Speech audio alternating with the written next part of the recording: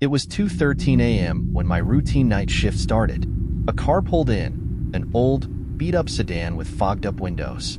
I watched the driver step out, a man in a tattered coat, his head tilted slightly as if listening to something only he could hear. He walked in and said, "Pump 3 isn't working," the man muttered in a raspy voice. I frowned. Pump 3 hadn't worked for years. There was a "out of order" sign hanging right there. "I can't help you with that," I replied. "You'll need to use a different pump." The man didn't respond, only stared at me with unblinking eyes. I felt the hairs on the back of my neck rise. Without a word, the man got back into his car, but the sedan didn't move. It just sat there, engine humming softly. An hour passed. I stepped outside to check, but when I reached the car, it was empty. The doors were locked, and there were no footprints leading away. I hurried back inside to check the security cameras.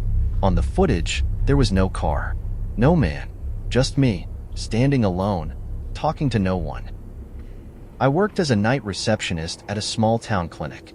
My job was simple: check in emergency patients and stay awake until dawn. At 3:30 a.m., I heard the front door creak open and looked up to see a woman in a white dress. "I need to see a doctor," the woman whispered, her voice trembling. I reached for the clipboard, but before I could hand it over, the woman was gone. I checked the security cameras, thinking maybe the woman had walked back out, but the footage only showed the door opening, no one entering or leaving. Confused, I returned to her desk. That's when I noticed a damp spot on the floor where the woman had been standing. I leaned down and touched it, and it was sticky, dark, and smelled like blood. Panicking, I called my coworker, the on-call nurse, who was asleep in the back room. We checked the building together but found no one. The next morning, the clinic director pulled me aside and said, "I just got off the phone with the police," he said. "A woman in a white dress was found in the river last night, drowned. They think she's been dead for hours." I hated the graveyard shift at the storage warehouse. The place was cavernous, cold, and always eerily silent. One night, while inventorying the shelves, I heard a metallic clanging from the far end of the building. "Hello?" I called out, my voice echoing. No response. Armed with a flashlight, I walked toward the noise. As I passed a row of shelves, I froze. A tall, shadowy figure stood at the end of the aisle. It didn't move. "Hey, you're not supposed to be here," I shouted, but the figure didn't budge. My flashlight flickered, and when it steadied, the figure was gone. I ran to the spot, but there was nothing there except a strange, rust-colored handprint smeared on the shelf. Over the next few hours, the figure kept appearing, always at the edge of my vision, always gone when I turned to look. By 6 a.m., I'd had enough and reported it to my manager. The manager went pale. "You saw him?" he asked. "The last guy who worked nights quit because of that thing. Said it followed him home." I never returned to the warehouse. I worked as a night security guard at an old office building. My shift was usually uneventful, just watching monitors and making rounds. But one night, the elevator panel on my monitor lit up. It was going up and down repeatedly, stopping at random floors even though the building was empty. I decided to investigate. When I reached the elevator, the doors slid open, but no one was inside. I stepped in to check if it was malfunctioning, and the doors closed behind me. The elevator started moving, even though I hadn't pressed a button. It stopped on the 7th floor, one of the dark, abandoned levels. The doors opened, revealing a long, empty hallway. "Hello?" I called out, my voice shaky. No answer. But just as the doors were closing, I swore I seen a figure standing at the far end of the hallway, staring at me. I pressed the button for the lobby, but the elevator wouldn't move. Suddenly, the lights inside flickered, and the figure appeared just inches from the closing doors. A pale hand reached out as if to grab me, but the doors slammed shut, and the elevator descended.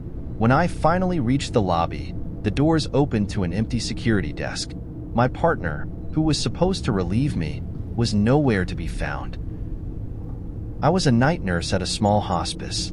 One quiet night, I was checking charts when I noticed something odd. Room 12 was marked as occupied, but no one was assigned to it. Curious, I walked down the dimly lit hall to check it out. The door was ajar, and inside, I saw an elderly man sitting on the bed, staring out the window. "Sir, you're not supposed to be here," I said softly. The man turned to me with a sad smile. "I know. I just wanted to see the stars one last time." I blinked, and he was gone. The bed was perfectly made, and the room smelled faintly of lavender, like the patient who had passed away there a week earlier. When I returned to my desk, I found a note in my handwriting I didn't remember writing. It read, "Let him rest." I was the overnight DJ at a small-town radio station. One night, as I played my usual set list, the studio phone rang. "Hello, this is 98.7 FM, I said cheerfully. "Don't go to the restroom," a hoarse voice whispered. The line went dead. I laughed nervously, thinking it was a prank. But as the hours passed, I started to feel uneasy. Every time I looked toward the restroom at the end of the hallway, it seemed darker than before, as if the light was dimming. Around 3 a.m., my coffee caught up with me and I couldn't hold it anymore. I grabbed a flashlight and headed for the restroom.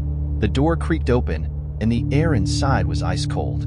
As I stepped in, the flashlight flickered. I heard breathing, soft, shallow, and definitely not my own. Turning the beam toward the mirror, I saw his reflection, but it wasn't moving. I bolted back to the studio, locking the door behind me. The phone rang again. "Hello?" I answered, my voice trembling. The same hoarse voice whispered, "I told you not to go." I worked the night shift at a small diner off the highway. At around 3 a.m., a man walked in and sat at the farthest booth.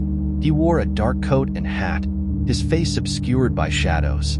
"Coffee?" I asked, approaching him. He nodded silently. I poured a cup and placed it on his table. As I turned to leave, he whispered, "Do you ever feel like someone is watching you?" I froze and glanced around the empty diner. Not really." The man chuckled softly, a sound that sent chills down my spine. "You should," he said.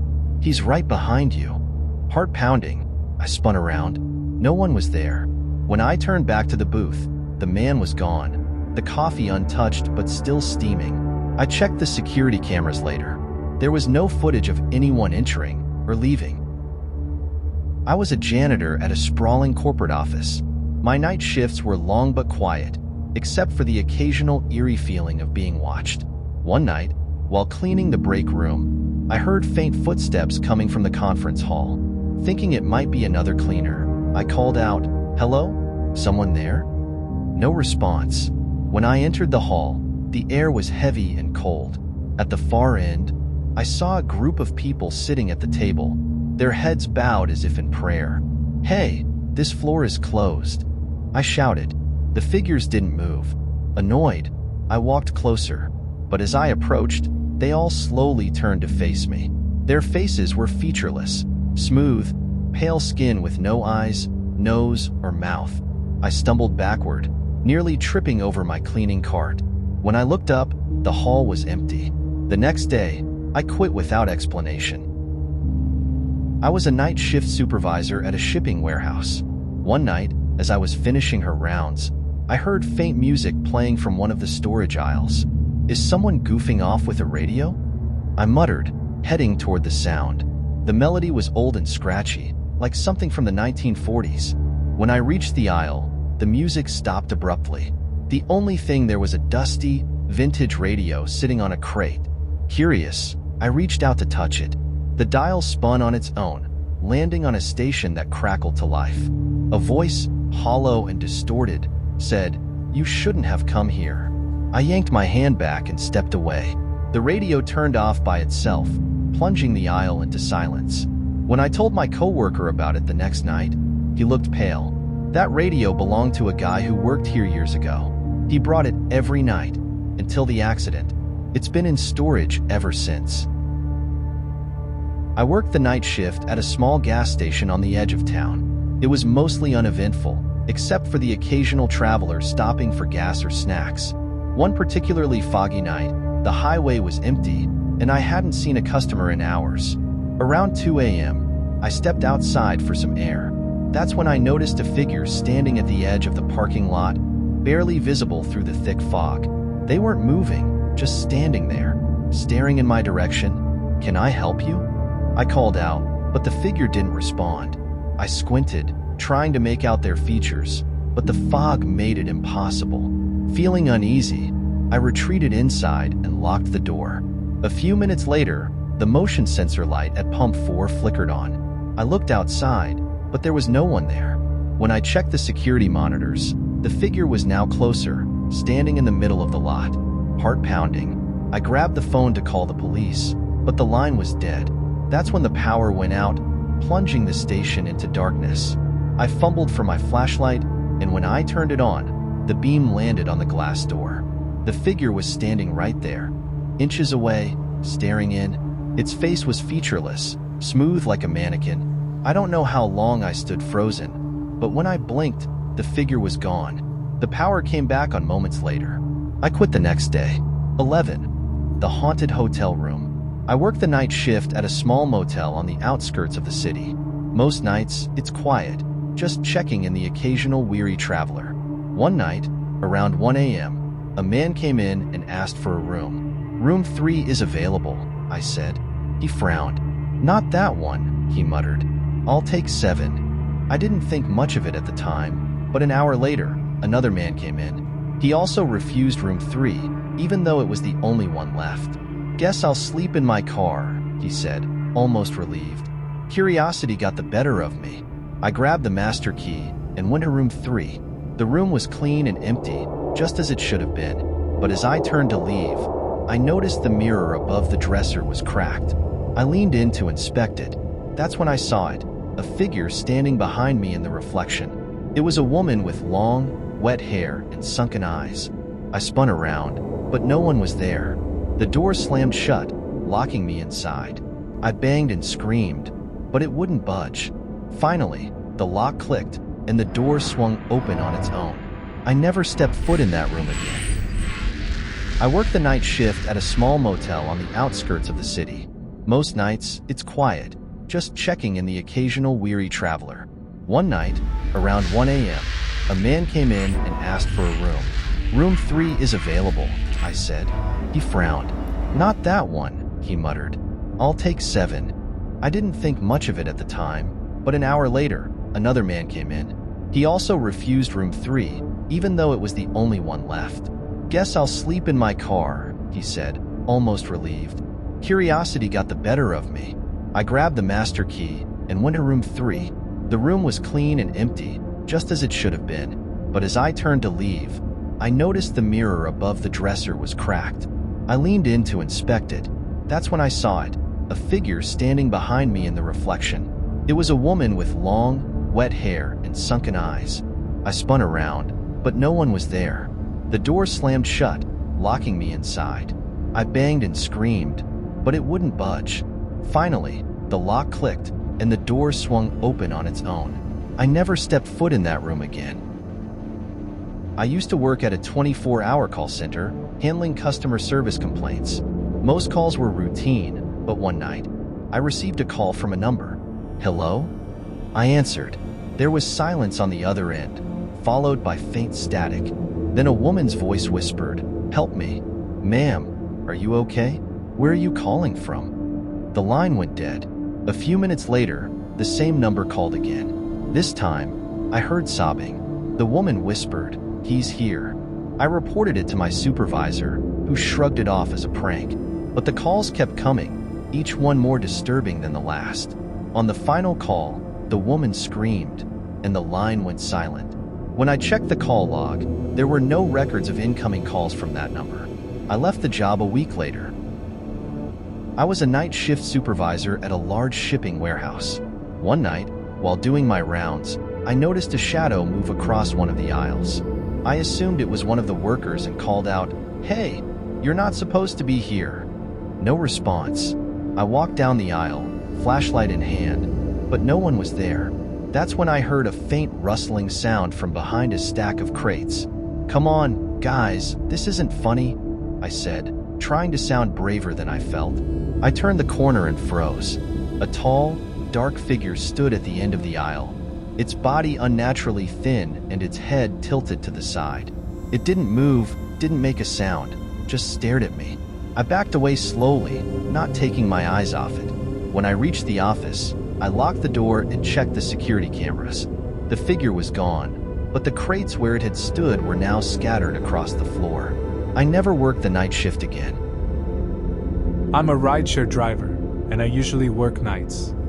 One evening, I got a request to pick up a passenger from a remote area. When I arrived, a young woman in a white dress was waiting by the side of the road. She got in the back seat and gave me an address. She didn't say much during the ride, just stared out the window. When we reached the destination, I turned around to tell her we'd arrived, but the back seat was empty. Confused, I checked the app, and the ride had been marked as completed. When I looked back at the house, an elderly woman was standing on the porch. "She was my daughter," the woman said, tears in her eyes. "She died on this road 5 years ago."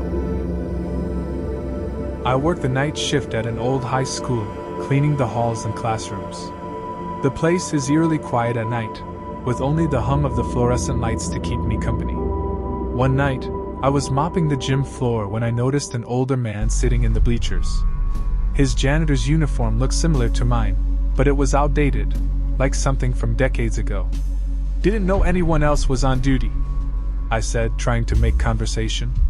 He looked at me, his face pale and weary. "You shouldn't be here this late." "Why not?" I asked, laughing nervously. Before he could answer, the lights flickered, and when they came back on, he was gone. I thought I'd imagined it, but when I returned to the janitor's closet, I found an old photo taped to the inside of the door. It was a group shot of the cleaning crew from the 1970s. The man I'd just spoken to was in the photo, wearing the same uniform. Written across the bottom were the words, "In memory of Frank, 1945 to 1978. I'm a security guard for a small cemetery. My job is to patrol the grounds at night, making sure no one sneaks in. Most nights, it's boring, just me, a flashlight, and the occasional raccoon. One night, while making my rounds, I saw a little boy standing by a gravestone. He couldn't have been older than 6, wearing old-fashioned clothes, like something from the 1800s. "Hey, kid," I said. "Where are your parents?" He didn't answer, just pointed toward the woods at the edge of the cemetery. I turned my flashlight in that direction but saw nothing. When I turned back, the boy was gone. I walked over to where he'd been standing, and my blood ran cold. The gravestone he'd been next to was small and weathered. The inscription read, "In loving memory of Thomas, 1884 to 1890. I quit the next week.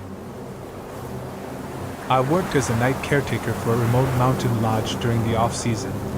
My only companion was an old radio that barely worked.